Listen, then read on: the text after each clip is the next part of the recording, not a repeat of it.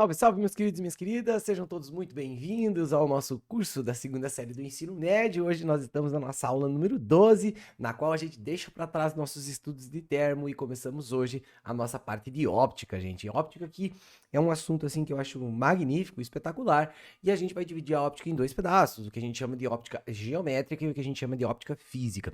O detalhe é que na segunda série a gente vê apenas a óptica geométrica, tudo bem? Na óptica física a gente vai deixar lá para o assunto do terceirão, tudo bem?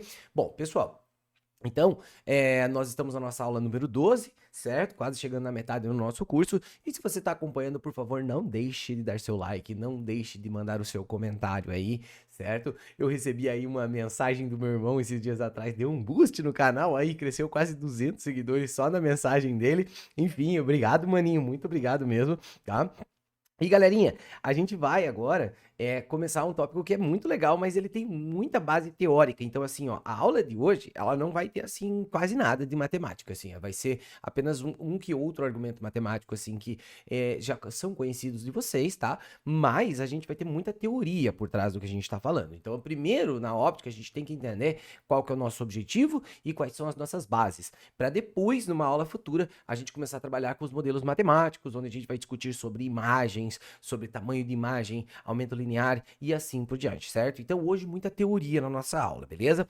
Bom, pessoal, o que é propriamente a óptica geométrica? A primeira coisa que a gente tem que fazer, quando a gente fala da óptica geométrica, nós estamos discutindo nada mais nada menos de quais constatações a gente pode obter pelo fato da luz se propagar de acordo com três princípios básicos, certo? Quais são os princípios da luz, da propagação da luz? O que acontece pelo fato da luz cumprir com esses três princípios, tudo bem?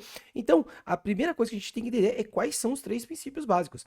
Pessoal, a gente vai ter três princípios que descrevem a propagação da luz. Esses princípios são princípios clássicos, eu posso comentar com vocês daqui a pouco sobre isso, mas enfim, a gente vai entender que a luz, ela se propaga sempre de forma linear, ela se propaga sempre em linha reta, tudo bem?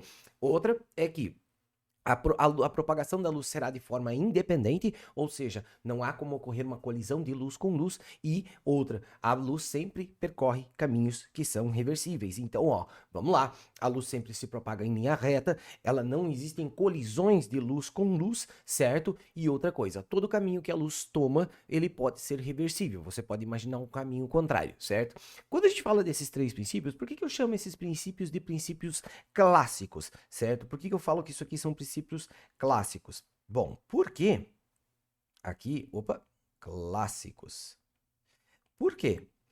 Porque basicamente, pessoal, esses três princípios, eles são questionáveis quando você coloca isso dentro da nossa realidade da física que nós temos atual, contemporânea, certo? Então, esse princípio da propagação independente, ele continua se mantendo, mas a gente vai ver que, mesmo esse princípio acontecendo, existe um comportamento que a gente vai chamar de interferência, em que quando um feixe de luz colide com o outro, ele não sofre uma colisão de um bater no outro como se fosse bolas de sinuca batendo uma na outra. Não, eles se atravessam, mas rola um efeito que a gente chama de interferência e a gente vai estudar isso na óptica física, tudo bem? Mas essa ideia da luz se propagar de forma linear e essa ideia de todo o caminho tomado pela luz ser reversível, ele já é questionável, tá, pessoal? Por que ele é questionável? Porque na nossa física contemporânea, nós compreendemos que o espaço, ele não é obrigatoriamente em linhas retas. O espaço, ele pode sofrer distorções, ele pode sofrer curvas. Então, na nossa física contemporânea, nós compreendemos que a luz se propaga de acordo com as linhas do espaço, ou seja, de acordo com o formato do espaço onde ela se encontra. Então, sim, a luz pode realizar curvas desde que o espaço esteja curvo, certo? Então, a gente está falando aqui, são princípios clássicos. Aqui a gente ainda não tinha um conhecimento da física contemporânea, certo? Outra coisa, a gente tem essa ideia do princípio da reversibilidade, ou seja, todo feixe de luz que vai, ele tem como você imaginar ele voltando, certo? E a gente sabe muito bem que quando um feixe de luz entra num buraco negro, não existe a possibilidade desse feixe voltar, ou seja, não teria como colocar um espelho lá dentro do buraco negro de forma que ele bata a luz naquele espelho e retorne e saia deste buraco negro, tudo bem? Então esses princípios que a gente tem aqui, tem que entender que são princípios que ainda são baseados numa física clássica, certo? E que apesar desses princípios terem seus erros quando a gente analisa ela de forma contemporânea, para os nossos estudos aqui, no qual você não está colocando a luz em locais onde há uma distorção espacial muito grande, onde você tem um buraco negro, ou seja, a gente vai trabalhar com a luz em espelhos, em situações do nosso cotidiano aqui clássicas, cara, aí tudo bem, a gente vai ver que tudo isso funciona perfeitamente bem, beleza? Então, pessoal, feito isso, a gente vai pegar esses princípios e vai analisá-los detalhadamente, um por um, certo? De forma que a gente vai entender as suas consequências. Bom, qual que é a primeira ideia? Bom, a primeira ideia que a gente vai ter é que quando você pensa no princípio da propagação linear da luz, que a luz se propaga em linha reta, isso quer dizer que? Isso quer dizer que toda sombra que você tiver, ela terá uma proporção com o tamanho do próprio corpo que gerou aquela sombra. Por quê? Bom, porque a luz, ela se propaga aqui em linha reta. Então, se você pensar aqui, ó, vamos imaginar que os feixes de luz solar estão chegando. Opa! Não coloquei na camada, aí beleza? Que os feixes de luz solar estão chegando com uma certa inclinação e passando pela beiradinha de um prédio, certo? O que vai acontecer? Se essa luz que eu coloquei ela é uma luz solar, dá para perceber claramente que nessa regiãozinha aqui que eu vou colocar aqui, você terá uma sombra, certo? E essa sombra eu vou chamar de SP, que seria a sombra do prédio que eu coloquei ali, beleza? Tudo bem? Agora, essa sombra aqui, ela é diretamente proporcional ao quê? Ela é diretamente proporcional à medida de altura desse prédio. Você consegue perceber claramente que nesse meu desenho, se eu tivesse feito um prédio mais alto, a sombra dele seria maior. Então, isso aqui vai depender da altura desse prédio, certo?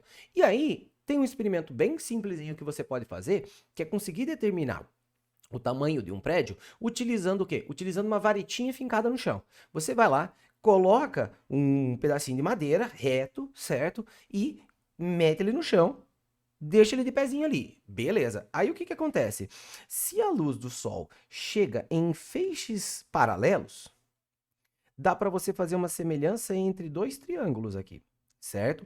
Ó, onde em um triângulo você vai ter a altura do prédio comparado com sua sombra, e no outro triângulo você vai ter a altura do objeto que você colocou e aqui a sombra desse objeto, certo? Então, se você medir a altura desse objeto, medir o tamanho de sua sombra, e você for lá e medir a sombra do prédio, dá para você, por uma regra de 3, obter essa altura desse prédio, simplesmente fazendo aquela nossa proporção clássica, né? Onde a altura do prédio dividido pela sombra desse prédio será igual à altura do objeto dividido pela sombra do objeto que você está trabalhando, certo? E isso só dá certo porque a gente sabe que a luz se propaga de que forma? Em linhas retas, certo? Se a gente imaginasse que ela sofresse curvas, essas proporções não rolariam, certo?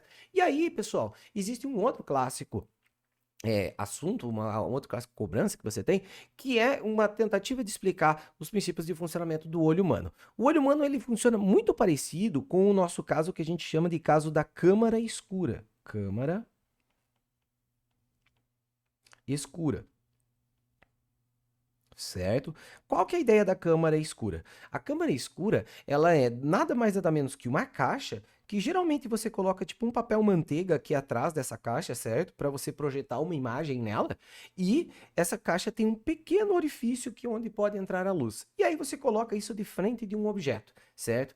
Claro que esse objeto tem que estar recebendo luz para ele poder refletir esta luz e emitir essa luz para dentro da câmara escura. O que acaba acontecendo? Bom, acaba acontecendo isso aqui, ó. Eu coloquei ele de frente de uma árvore. Então, a luz da árvore, ali lá do topo da árvore, vai sair lá do topo da árvore, vai passar por dentro do orifício da câmara escura e irá cair lá na parte de baixo dessa câmara escura, certo? E a base dessa árvore, lá, a madeira dela, vai emitir luz também, e essa luz vai passar pelo orifício e vai gerar o quê? Bom, você pode observar que esses feixes de luz se cruzaram e, consequentemente, o que acontece é que lá no fundo da caixa você vai conseguir ver uma árvore, uma projeção desta árvore, mas você vai conseguir ver ela de cabeça para baixo, certo? Então, você teria aqui o desenho da árvore aqui de cabeça para baixo, certo? E essa nossa regrinha, ela obedece a nossas proporções de triângulos. São dois triângulos semelhantes, um triângulo do lado esquerdo e um triângulo que você tem do lado direito. Mas aqui, o que eu vou comparar? Eu vou comparar a altura do triângulo com a base dele. Então, vai ficar assim, ó, a minha relação. Vai ficar. Esta medida aqui seria a medida da base do triângulo maior. E isso é a altura da árvore, certo? E aqui, pessoal, essa árvore, ela está a uma certa distância do orifício da câmara escura. Eu vou chamar de distância que a árvore se encontra dessa câmara escura. Eu poderia até falar que é do objeto, tudo bem? Certo? E aqui, ó, essa câmara escura, ela tem uma certa profundidade aqui, certo? Uma certa profundidade. E aqui você vai ter uma altura da imagem que é gerada dentro da câmara escura, certo? E aqui a gente pode fazer uma proporção, certo? Você vai fazer a altura dividido pela distância igual a altura dividido pela profundidade da câmara escura, que é a distância, né, entre a imagem e o orifício. Então, dá para você fazer uma regrinha de 3 semelhante à anterior, certo? A altura da árvore dividido pela distância da árvore até o orifício da câmara escura, sendo igual à altura que você tem da imagem dividido pela profundidade da câmara escura, certo? É legal você observar que isso aqui é apenas uma forma de você entender como que funciona a visão do ser humano, certo?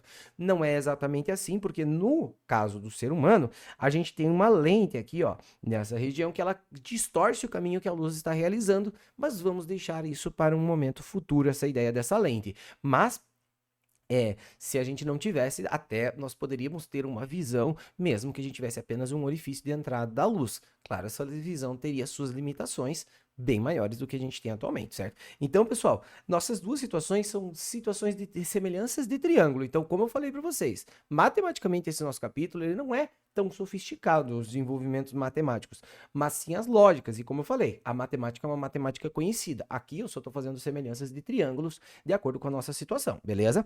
Aí, galera, o que que acontece? Dentro dessa nossa situação, a gente vai fazer uma discussão em cima do que a gente vai chamar de eclipse solar e o eclipse lunar, certo?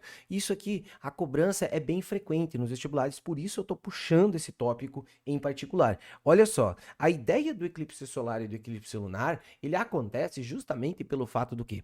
Pelo fato da luz se propagar em linha reta. Ó, observa aqui o seguinte, galera. Observa aqui.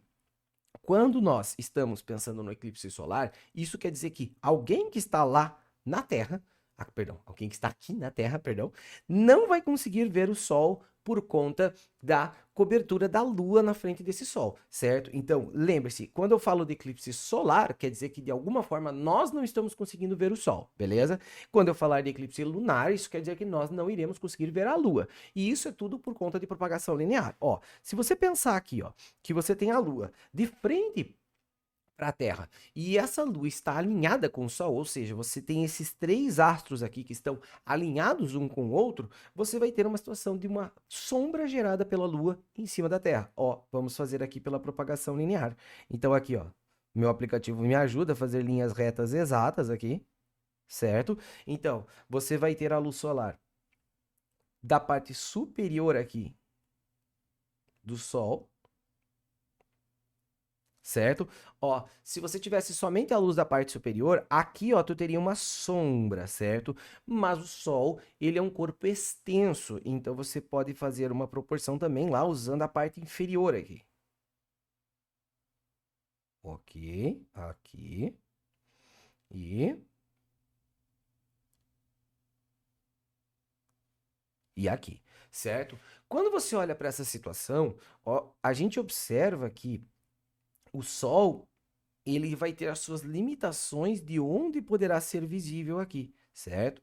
O que que acontece, galera? Bom, a gente vai observar que nas nossas regiões aqui, perdão, perdi a cor aqui, vamos lá, vou marcar em verdinho, ó, aqui, foi. A gente consegue perceber que nessas regiões, aqui nessa região central aqui desse nossa marcação, é uma região que não chega a luz em hipótese alguma, porque essa luz está sendo coberta pela Lua. Então aqui, ó, a gente vai dizer que aqui, ó, você tem uma região que a gente chama de sombra. Sombra. Certo? E aí, o que vai acontecer aqui? Nessas regiões aqui, ó, nessas regiões aqui, ó, e aqui, a luz solar, ela chega por uma região, mas por outra não. Então, por exemplo, nessa região aqui de baixo, a parte inferior do Sol consegue emitir luz ali, mas a parte superior não. E aqui é o contrário. A parte superior consegue emitir luz, mas a parte inferior não. Então, essas regiões aqui, ó, nós iremos chamá-las de penumbra. Penumbra.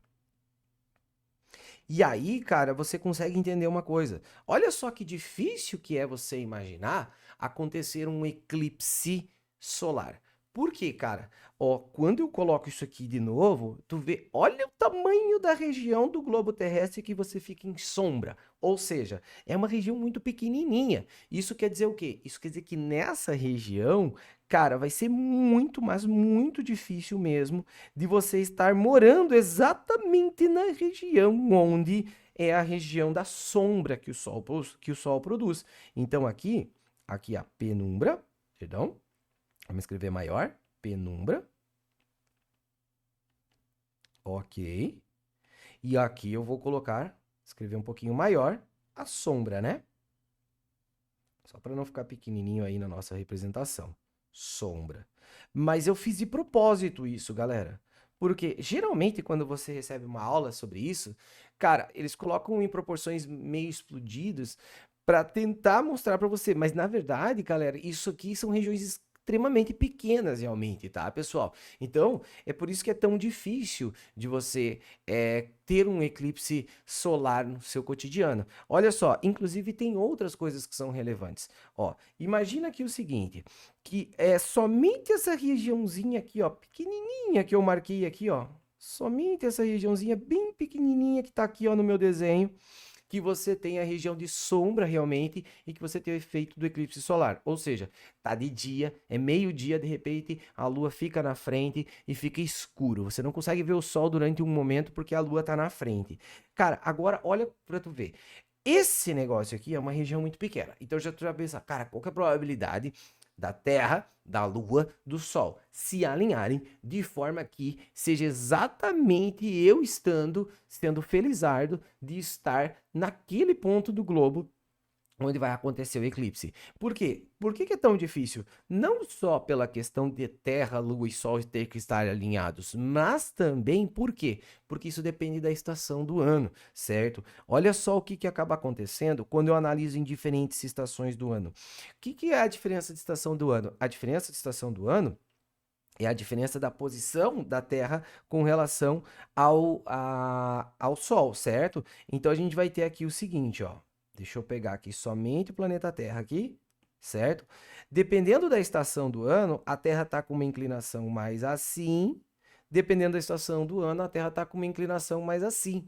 Então, ó, por exemplo, se for, por exemplo, nessa estação do ano, que seria mais ou menos o verão no hemisfério norte, o que que vai acontecer? Somente quem está lá no hemisfério norte vai conseguir perceber esse efeito. Agora, se essa situação de alinhamento acontecer durante o nosso verão, aí você vai ter a possibilidade de acontecer para nós esse evento. Então, a posição da Terra aqui, a inclinação dela com relação ao Sol, é uma coisa que vai influenciar na probabilidade da chance de você ver esse evento. Então, você tem que pensar: a Terra, a Lua e o Sol têm que estar alinhados, a estação do ano tem que permitir que a inclinação da Terra nos possibilite estar na posição de sombra, certo? E aí sim vai acontecer o eclipse. Então a gente vai pensar, pô, não é fácil de acontecer isso, é uma coisa bem improvável, certo?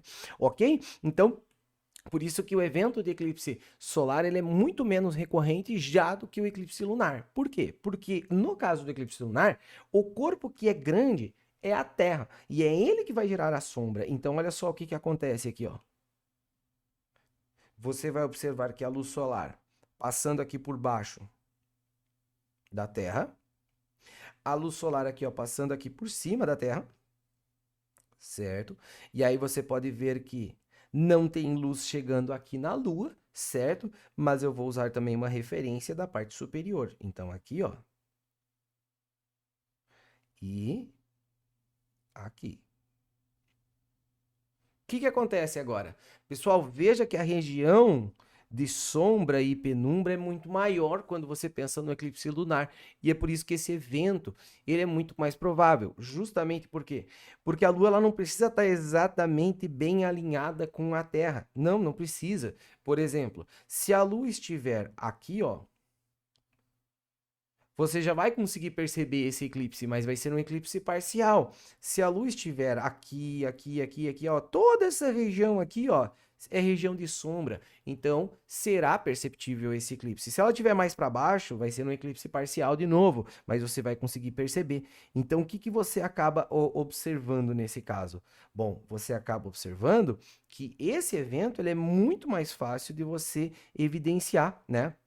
Evidenciar. Por quê? Porque olha a região de sombra e penumbra aqui, ó, pessoal. A região de sombra vai ser toda essa região aqui, ó, que a luz não chega de fato. Sombra, certo? E a região de penumbra será o quê? Será essas duas regiões que tem aqui, ó. Aqui e aqui, as nossas penumbras. Beleza? E aí a gente vê que, por exemplo, se você pegar um calendário e for analisar eclipses, procura lá no Google, calendário de eclipses. Cara, você vai ver que tem vários eventos de eclipse lunar e aí, claramente, o eclipse solar. Por quê? Porque, cara, é muito mais difícil essa situação do corpo pequeno fazer a sombra. Tudo bem? Beleza? Então, pessoal, com isso a gente segue o nosso baile. E vamos seguindo para nossos outros dois princípios da propagação da luz. O princípio da propagação independente e o princípio da reversibilidade. O que são esses dois princípios? Bom, quando eu falo da propagação independente, eu estou querendo te dizer o seguinte, ó, que se eu emitir, por exemplo, um cone de luz aqui, ó, de uma certa fonte, aqui e aqui. E aí, este cone de luz emitindo luz aqui sobre uma certa região de um palco aqui, por exemplo.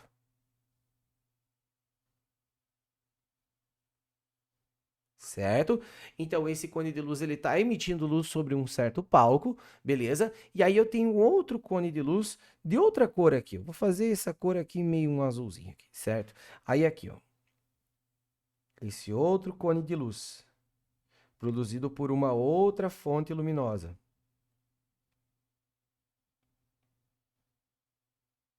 Aqui e aqui. O que que vocês evidenciam?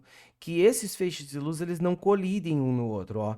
Nessa região aqui, que seria a região onde se encostam os feixes de luz aqui, ó, não tem colisão, não há colisão luz-luz. Porque se isso aqui fossem bolas de sinuca, uma ia bater na outra e mudar a trajetória delas, né? Então, isso é uma situação que também é recorrente à luz, é um efeito importante, tá? Ou seja, a gente dizer que não haverá colisões. Não haverá colisões.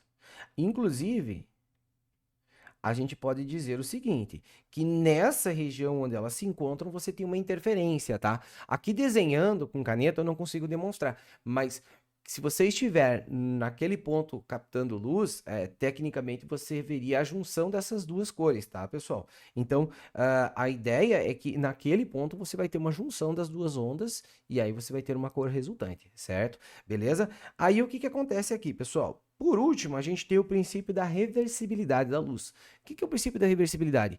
É a ideia de que todo caminho que a luz toma, ele pode ser reversível. Então, por exemplo, se tiver um observador número 1 aqui, ó, um observador número 1, e tiver aqui um observador número 2, esses dois observadores eles conseguem se ver utilizando o espelho por referência. Por quê? Bom, porque a luz ela se propaga em linha reta e a gente vai entender na aula de colisões que a luz, quando ela bate no espelho, ela reflete mantendo a angulação de colisão. A gente já vai entender isso melhor, tá? Então, ó, quando você tem a luz batendo aqui nesse espelho, a gente vai entender que essa luz ela terá um certo ângulo aqui, que a gente chama de ângulo de incidência, e esse ângulo será igual aqui, ó. Como eu tô fazendo na mão, talvez não fique tão igualzinho aqui, tá, pessoal? Peço desculpas. Mas aqui, ó, será um ângulo igual do outro lado, certo? E aí o que que acontece? A luz que o observador 1 gera, ela vai bater no espelho e vai chegar no observador 2. Ou seja, o observador 2 irá conseguir observar o observador 1. Mas se o observador 2 ele também produzir luz, essa luz poderia bater nesse mesmo lugar e retornar para o observador número 1. Ou seja, o que eu estou querendo dizer para vocês é o seguinte, que se existe luz minha chegando até os seus olhos, isso quer dizer que há a possibilidade de luz sua estar chegando aos meus olhos. Eu não estou dizendo que isso irá acontecer obrigatoriamente, mas eu digo que há possibilidade. Por exemplo, se esse observador número 1 produz luz de alguma forma, seja ele uma fonte primária, tipo uma lâmpada, ou uma fonte secundária, que reflete luz. Mas esse observador 2 não produz luz, aí o que vai acontecer? Apenas o observador 2 irá observar o 1, porque somente a luz do 1 chegará nos olhos do 2, certo? Mas se os dois produzirem, aí os dois conseguem se observar, certo? Então, a ideia é você pensar que ambos têm que estar, de alguma forma, produzindo luz para a luz realizar esse caminho reversível, certo?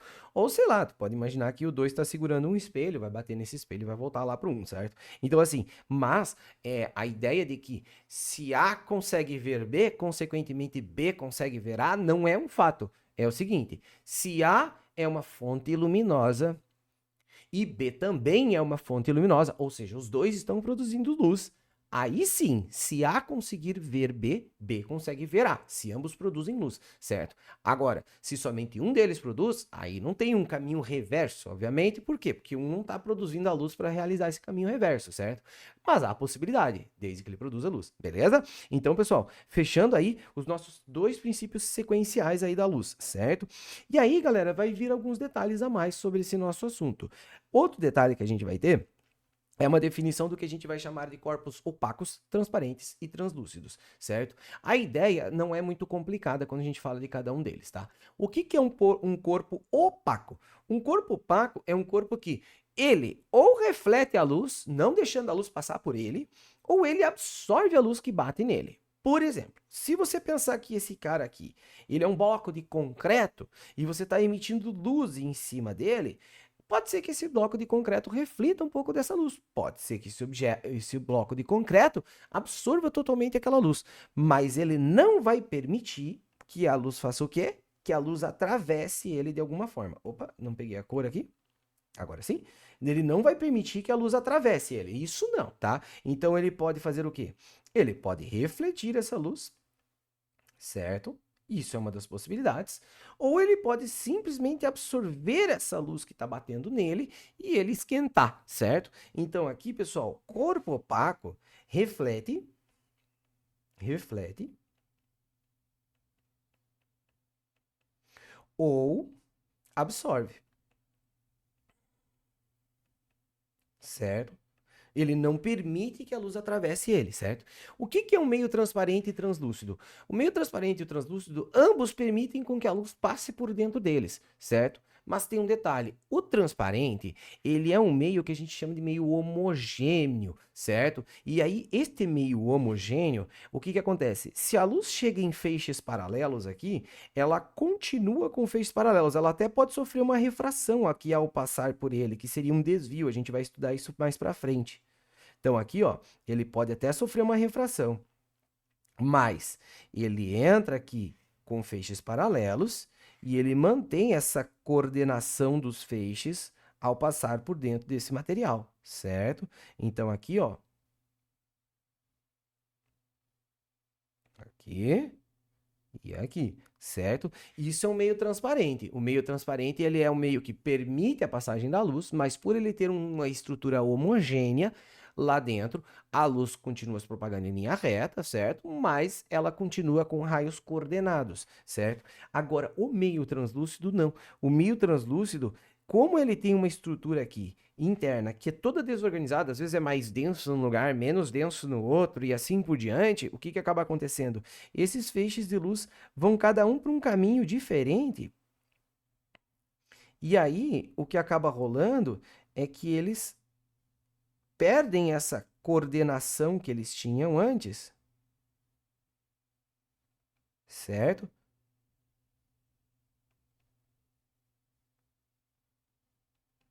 E aí o que que acontece? O que acontece é o seguinte, que se você estiver olhando aqui, deste lado, quando você está do outro lado do vidro, no caso do meio transparente, você consegue ver o outro ambiente com clareza. É a mesma coisa que tu olhar para a janela. Quando tu olha para a janela, tu vê lá as árvores, tu vê os prédios que estão lá do outro lado e você não percebe nenhum tipo de distorção neles, tá? Mas existe um pouquinho de distorção, sim, mas você não consegue perceber a olho nu de uma forma tão clara. Então você continua vendo aquele negócio de uma forma bem clara e bem nítida, certo? Agora, quando você tem um vidro que ele tem essa estrutura de ser translúcido, o que que você consegue perceber quando você está do outro lado? Você consegue perceber que tem alguma coisa lá, as cores daquilo, mas aquilo lá fica tudo borrado, fica ruim de você observar. E um exemplo que eu sempre dou é a questão do box do banheiro. Hoje em dia a gente usa muito aquele box que ele é um meio transparente, de fato, certo? Então, se você está ali no banheiro e tá lá, sei lá, tua esposa, tua namorada, sei, tomando um banho lá do outro lado, cara, você vê aquela pessoa lá do outro lado tomando banho, certo? Antigamente as pessoas faziam o quê?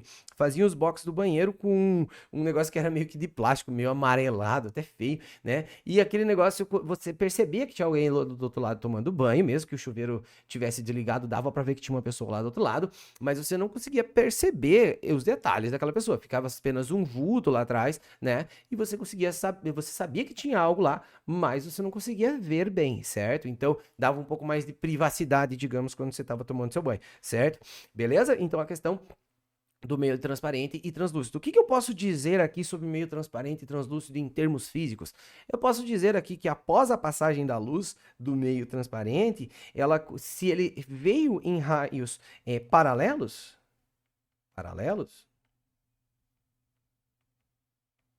e esse meio aqui é um meio plano, tá? A gente vai entender que se o meio for curvo, não vão sair paralelos, tá? Mas eles vão sair aqui de formas paralelas ainda. Ou seja, existe uma coerência nos raios luminosos na saída do meio transparente, certo? Paralelos, certo? E aqui, quando esses caras chegavam aqui paralelos, certo? Do outro lado, ficava um negócio super desorganizado. E para quem tá aqui do outro lado, você vê apenas as tonalidades de cor, você não consegue distinguir bem as coisas. A gente pode dizer que aqui eles chegam como raios coerentes e saem como os raios coerentes no meio transparente, e no translúcido eles chegam como raios coerentes, mas saem como raios não coerentes, como uma desorganização do teu sistema, beleza? Ok? E aí, pessoal, a gente vai discutir sobre um último tópico aqui, não, perdão, penúltimo tópico, que é a ideia da reflexão e da absorção da luz, certo? Porque é a partir disso que nós definimos as cores dos nossos objetos, certo? Vamos imaginar aqui, ó, que eu tenho um bloco aqui e esse bloco é um bloco roxo, certo? O que que acontece num bloco roxo quando eu emito luz sobre ele? A ideia é a seguinte: eu vou emitir luz em 3 cores sobre esse cara, tá? Eu vou emitir luz amarela, vou emitir luz verde e essa luz roxa. Eu, na verdade, nem sei se é roxo, se é um pink. Enfim, tá, é roxo, tá, pessoal? Então, eu vou emitir luz amarela desse cara. Eu vou emitir luz azul nesse cara, certo? E essa luz aqui, roxa, pink, sei lá, não sou muito bom nisso, tá? Beleza. O que que acaba acontecendo? Se esse objeto é roxo, isso significa que ele reflete a luz roxa. Então, essa luz roxa, ela vai ser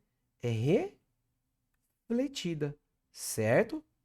Agora, a luz azul e a luz amarela, esses caras aqui serão opa, absorvidos.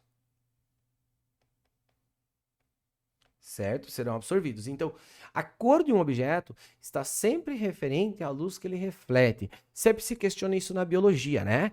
Fala assim, ah, a folha é verde. Isso quer dizer o quê? Isso quer dizer que ela reflete a luz verde e, consequentemente, os outros tons de luz, de tonalidades, são utilizados para o efeito da fotossíntese, tudo bem? Então, é sempre pensando assim, a fotossíntese está associada ao quanto da luz absorvida pela planta e não a refletida, certo? Então, a gente tem a definição da cor pela reflexão da luz. Quando eu emito luz sobre um objeto branco, eu entendo que o objeto branco é um objeto que reflete todos os feixes de luz. Então, o que que acontece? Acontece isso aqui, ó. Se eu emitir luz amarela nesse cara, emitir luz amarela, esse cara manda embora o quê? Luz amarela, certo?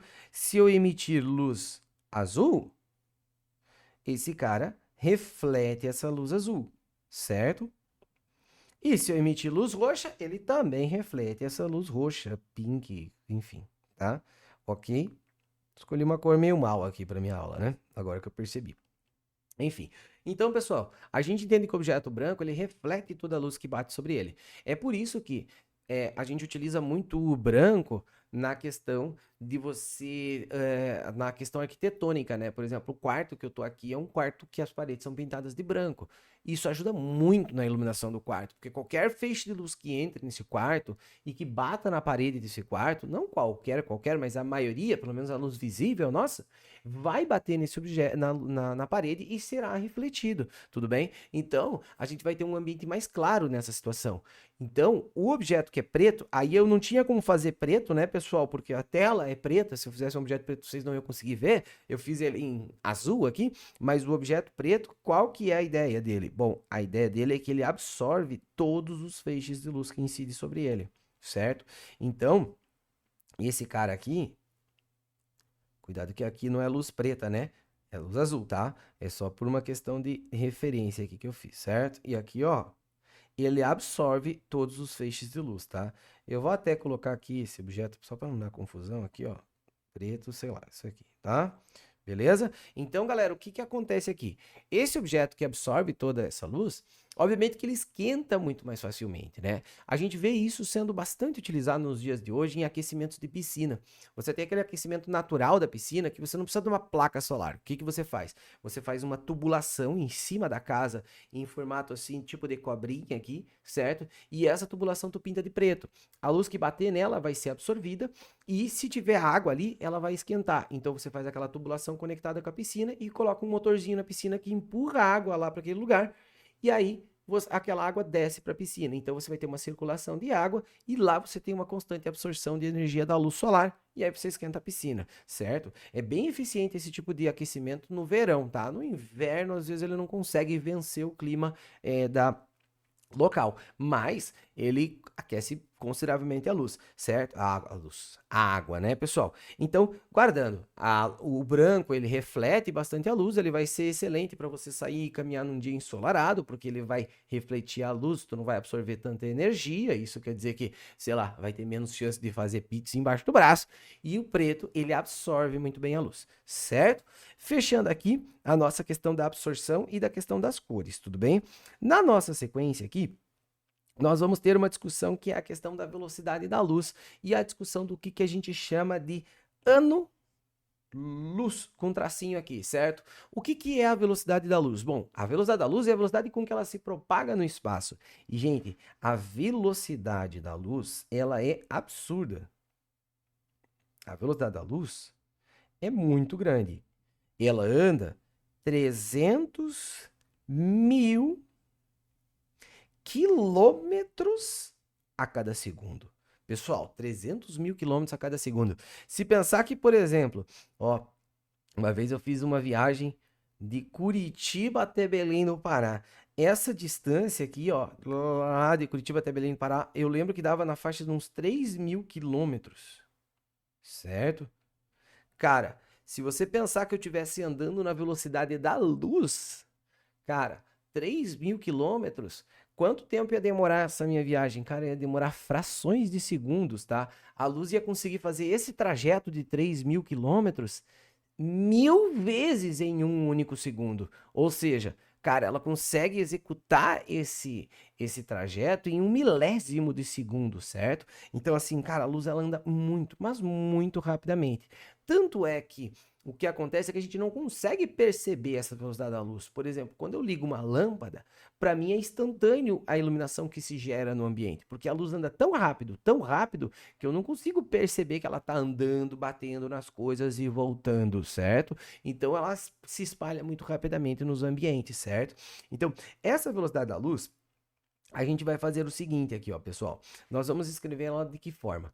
Bom, 300 mil quilômetros por segundo é o dado importante para você, mas a gente costuma chamar esse cara de C, certo? E a gente costuma colocar ele em metros por segundo. Eu teria que acrescentar 3 zeros aqui, ó. 3, 1, 2, 3, desses 3 zeros aqui, mais 1, 2, que é desses 2 zeros aqui, e aí eu tenho que acrescentar mais 3 zeros, 1, 2, 3 metros por segundo. Se você contabilizar aqui, tem 4, certo? E aqui tem mais 4, certo? Tem 8 zeros, então a gente costuma escrever esse cara da seguinte forma: C, nós iremos chamar a velocidade da luz, e C vale o quê?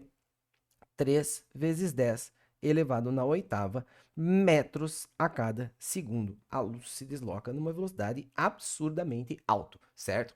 Bom, se essa velocidade é absurdamente alta, você deve pensar assim, bom, então quer dizer que a luz, quando ela sai do Sol e chega até aqui na Terra, é muito rapidinho, né? É um negócio quase que instantâneo.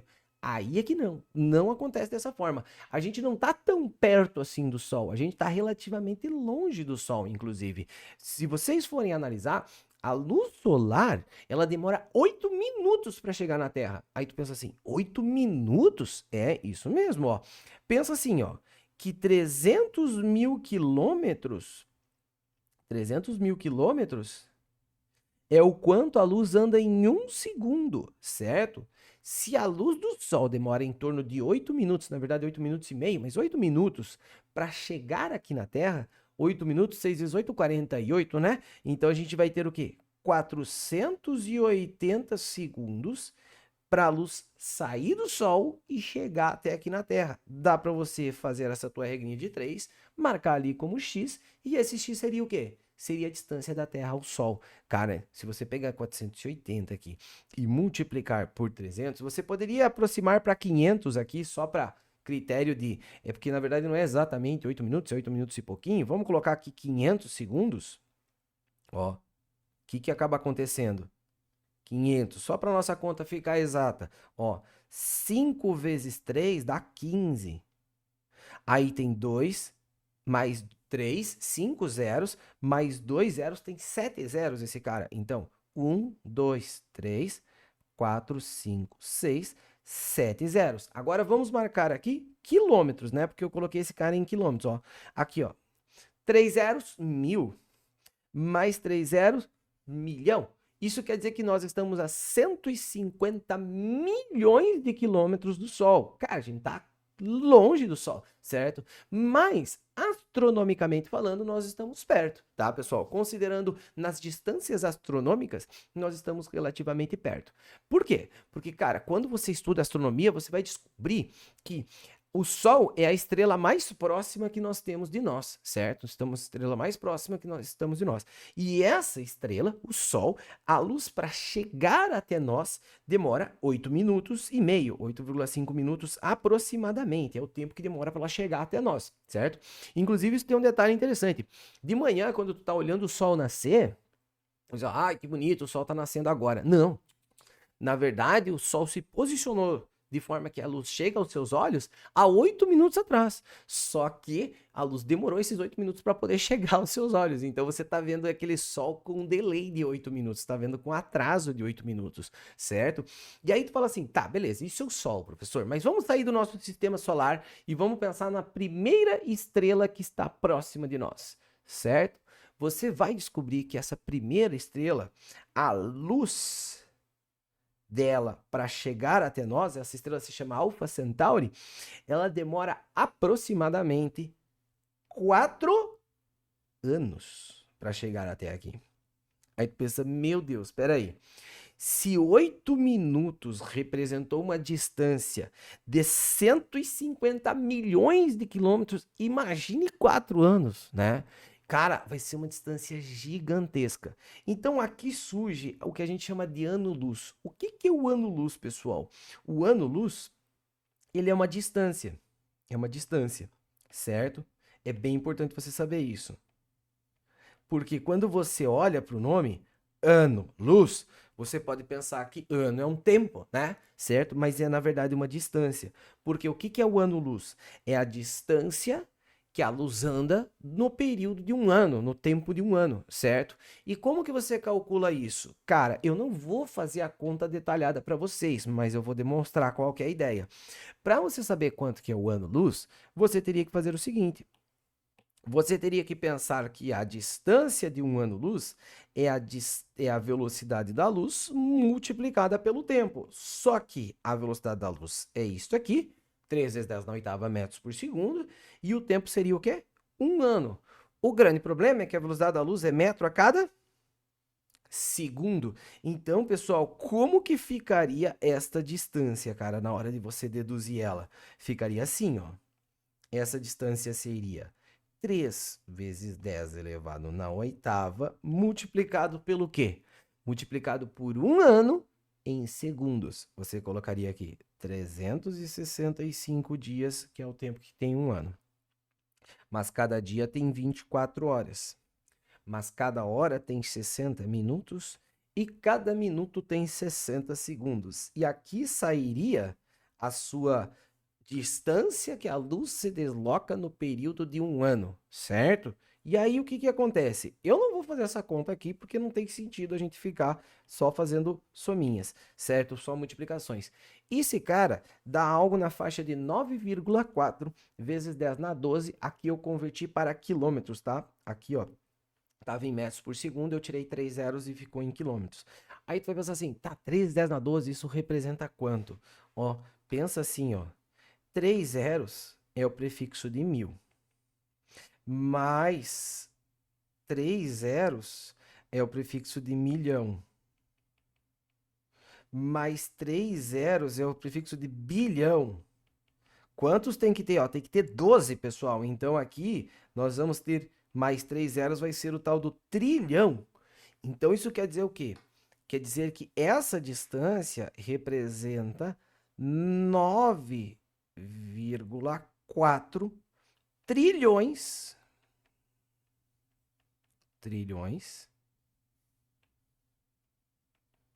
de quilômetros, certo? Trilhões de quilômetros. Meu Deus do céu, que distância absurda, né, pessoal? Então, assim, aí tu pensa assim, tá, beleza. Isso é um ano-luz. Aquela primeira estrela que eu chamei ela de Alpha Centauri demora 4 anos para a luz sair de lá e chegar até nós, certo? Se tu pegar esse 9,4 e multiplicar por 4, não é exatamente 4 anos, é 4 anos e pouquinho. Dá para você dizer que é como se fosse 10 vezes 4 aqui. Ou seja, 10 vezes 4 daria 40. Então a gente poderia dizer que essa distância aqui entre a Terra e a estrela, a primeira estrela que a gente tem, a Alpha Centauri, essa distância é na faixa de 40 trilhões de quilômetros. Cara, é distância pra caramba. Não pense que é fácil você sair daqui e chegar até lá, né? A distância é muito grande. E isso é a primeira estrela que você tem. Então, se você quiser fazer uma análise um pouco mais aprofundada, cara, tu vai descobrir coisas que são malucas. Como, por exemplo, assim, ó. Se você pegar a Terra aqui e você pensar assim, bom, nós estamos numa galáxia aqui que tem um centro que a gente chama ela de Via Láctea, e aí nós temos aqui a nossa primeira galáxia vizinha, certo? Cara, e você for tentar falar assim, que distância que eu tô dessa galáxia vizinha aqui? Cara, essa distância é 2,5 milhões de anos-luz, certo? Cara, se é milhões de anos-luz, entra uma discussão que é muito profunda, que é você pensar assim, viu? Isso quer dizer que a luz que foi produzida, certo? Nessa nossa galáxia vizinha, a Andrômeda, ela demorou 2,5 milhões de anos para chegar até aqui na Terra. Aí tu pensa assim, tá, isso quer dizer o quê? Isso quer dizer que se lá em Andrômeda tiver um cara com um super telescópio espetacular que esteja observando nós aqui, muito improvável isso, mas a gente deixa para discutir isso em outro momento. Se tiver um cara lá observando, Como é que ele vai estar vendo? Ele vai estar vendo nós do jeito que a gente está aqui agora, você vendo esse videozinho no YouTube? Não. Ele vai estar vendo o planeta Terra como ele era há 2,5 milhões de anos atrás. Por quê? Há 2,5 milhões de anos atrás foi produzida uma luz aqui e essa luz começou a se deslocar em direção a Andrômeda. Ela está terminando a viagem dela agora. Então, assim, ele não está recebendo a luz que está sendo produzida agora, ele está recebendo a luz que foi produzida há 2,5 milhões de anos atrás, certo? É a mesma coisa que eu falar assim para você, ó.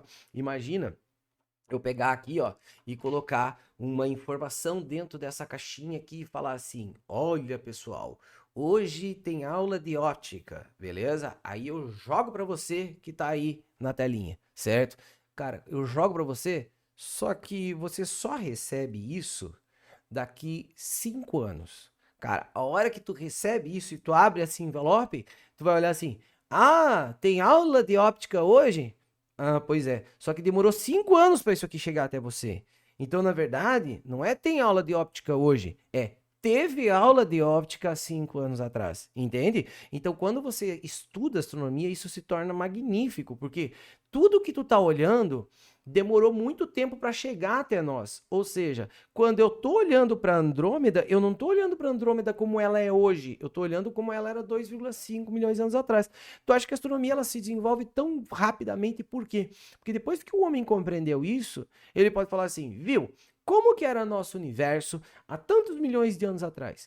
Ele vai lá e pensa assim, bom, eu vou fazer o seguinte, eu vou começar a observar estrelas que estão mais ou menos a essa distância de nós. E aí ele vai pegando, essa estrela, essa, são todas as estrelas que estão mais ou menos nessa distância com relação a nós e tem esse delay com relação a nós. Se tu encontra um padrão nessa estrela, fala assim, olha que interessante, essas estrelas dessa época, elas produzem luz de tal forma, e existe esse padrão. Então você pode entender que, bom, muito provavelmente, se esse padrão se encontra em grande quantidade das estrelas, isso quer dizer o quê? Quer dizer que uma estrela, ela muito provavelmente há 2,5 milhões de anos, a maioria das estrelas do universo respeitavam esse princípio, estavam de acordo com esse padrão.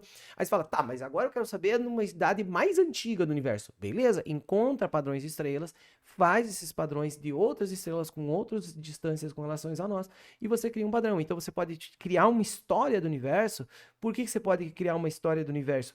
Porque tu tá recebendo essa história exatamente agora, quando anoitecer, e você olhar para as estrelas no céu, você tá olhando essas estrelas no passado, você não tá olhando ela no presente. É a mesma coisa que você receber, imagina você receber uma cartinha falando assim, viu, ó, há 10 anos atrás, o ser humano fazia tal e tal e tal coisa. Ele usava um aplicativo que era o Orkut e não sei o que e tal. Cara, você receber agora isso. Cara, se você tá recebendo isso agora, quer dizer que você tá recebendo essa informação fresquinha. Você tá recebendo ela no momento que ela foi gerada. Então, assim, é muito legal essa ideia. É muito legal. Por isso que a astronomia se desenvolve tanto usando bases da óptica geométrica e, obviamente, bases do quê? Da óptica física, que vai ser a nossa outra parte. Beleza?